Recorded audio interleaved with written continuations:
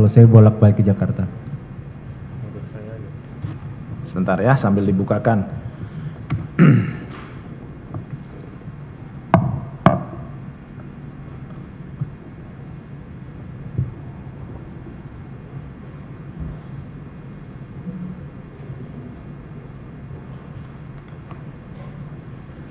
Bisa dibuka dulu. Ya, itu ya, bisa dilihat ya.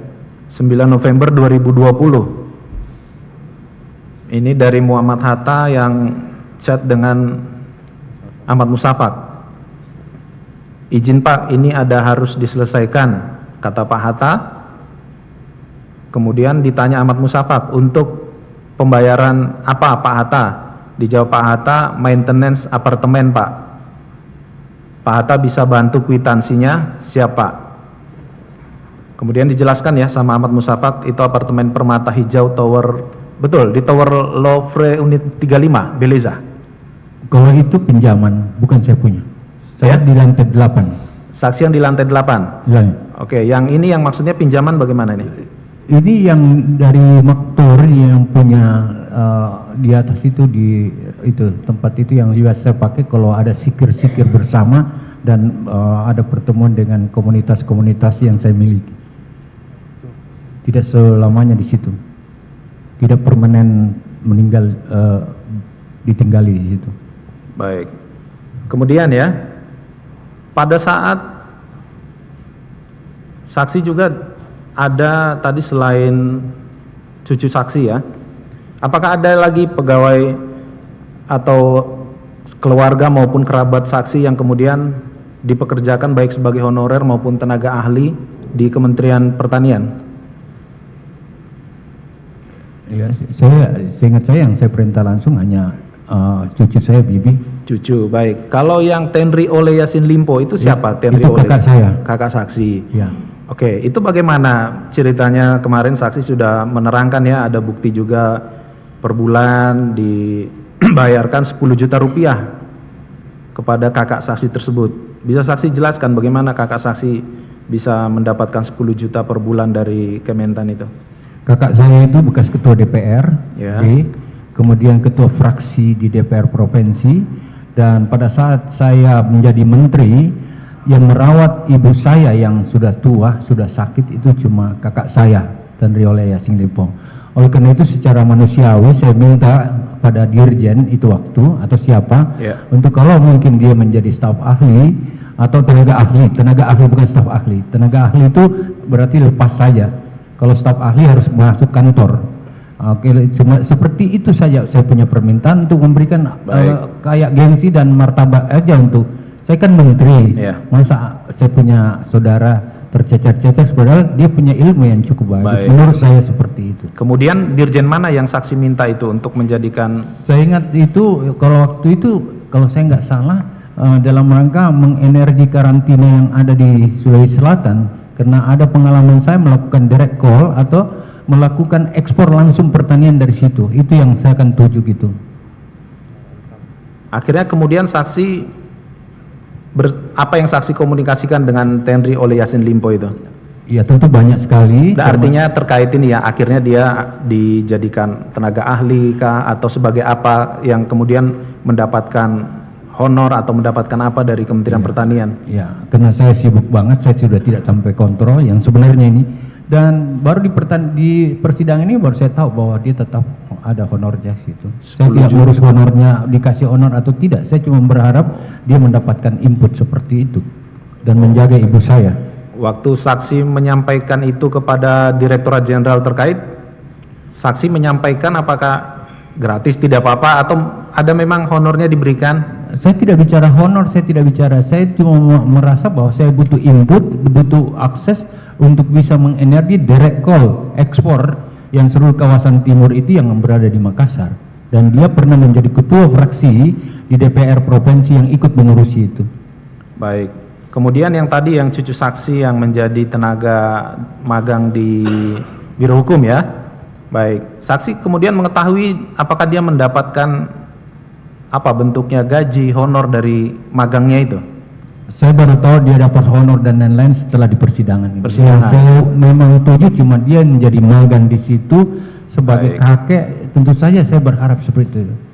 Berarti keterangan saksi kemarin saksi bantah juga ya mengenai awalnya 4 juta diminta naik menjadi Saya 10 tidak juta. pernah mengakui bahwa saya tahu masalah 4 juta, 10 juta itu saya nggak pernah tahu mengakui itu. Baik, kemudian saksi kalau di Makassar apakah sudah ada mobil dinas? Ada. Di Makassar apa mobilnya? Ya, tentu saja yang kalau saya pakai sehari-hari di Iya. situ Alphard. Yang kedua atau sejenisnya itu ada mobil yang saya pakai untuk ke gunung-gunung, masuk-masuk ke sawah-sawah, ada.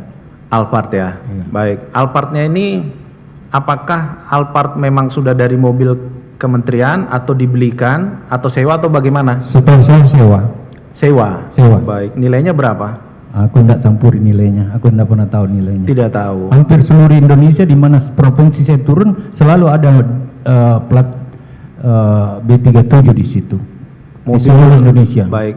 Mobil Alphard itu kalau saksi tidak di Makassar siapa yang menggunakan?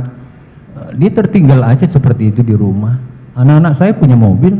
Baik. Kemarin saksi-saksi sebelumnya menyebut yang mengurus itu pembayaran bulanannya itu anak saksi Kemal Redindo dan Ali Andri, betul?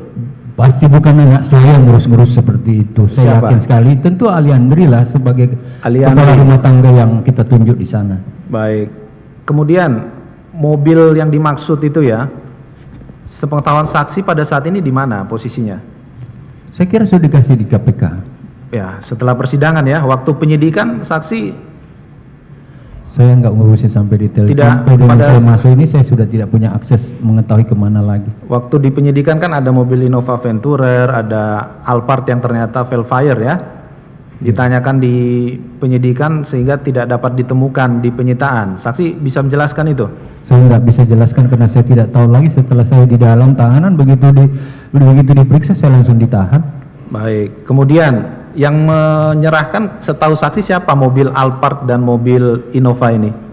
Nah, saya nggak bisa paham seperti Ya? Saya nggak paham lagi seperti apa itu.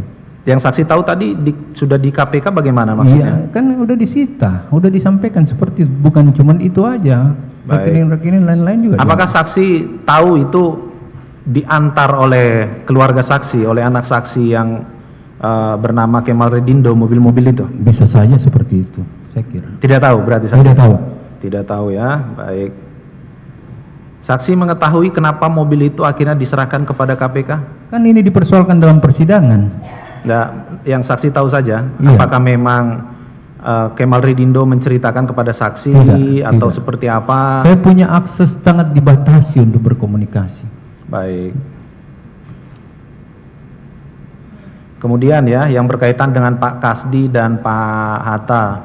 Apakah pernah saksi juga meminta untuk mengirimkan uang